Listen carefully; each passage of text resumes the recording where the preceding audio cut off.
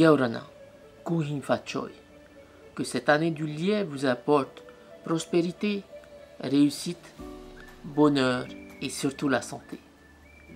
C'est Lexinesia Info, le droit applicable en Polynésie française. Aujourd'hui, je vais te parler du bail de location à usage d'habitation. Ce contrat lie le bailleur et le preneur. Il est encadré par la loi de pays du 10 décembre 2012. Le législateur, par cette loi, a voulu équilibrer les obligations de chaque partie. Ce qu'il faut savoir aussi, c'est que le contrat de location est écrit. Si votre contrat de location est juste verbal, il n'est pas valable. La loi impose que ce contrat soit écrit.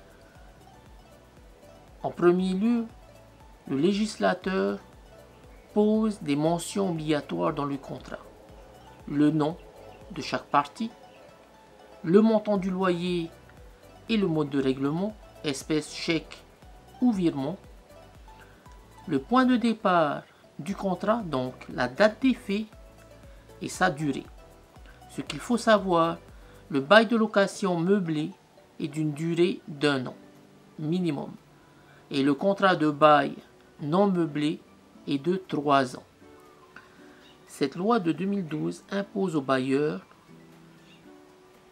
qu'ils délivrent un logement décent et les appareils en état de fonctionnement normal. Il doit aussi entretenir le logement pendant toute la durée du bail, c'est-à-dire que si vous avez une fuite au niveau de la toiture, il doit réparer. Par contre, il n'a pas à réparer, on va dire, les réparations d'usure, comme un évier bouché, une ampoule à changer.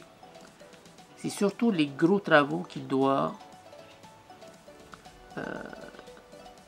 réparer, qu'il doit entretenir. Et puis, troisième obligation, il doit assurer une vie paisible à son locataire. C'est-à-dire que il n'a pas à visiter régulièrement son locataire uniquement pour voir si son bien est encore en bon état.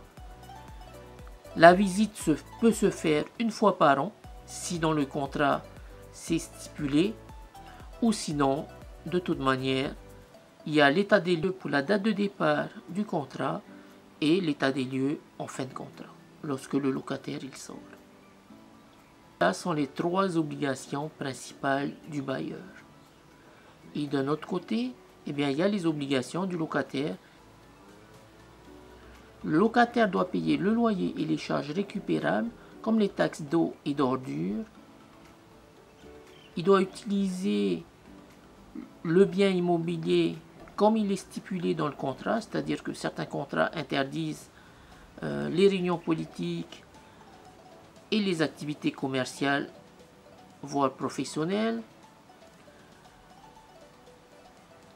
De plus, le locataire est responsable de toute dégradation sur le bien immobilier pendant toute la durée du contrat.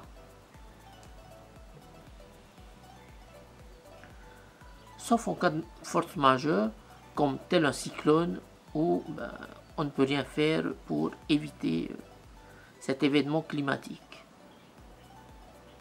J'en ai fini avec ce sujet, j'espère que cette vidéo vous a plu. Abonnez-vous pour soutenir ma chaîne et cela me motivera à faire de nouvelles vidéos où vous pouvez m'envoyer des sujets de droit à faq@lexinesia.imo. Merci, à bientôt, Nana.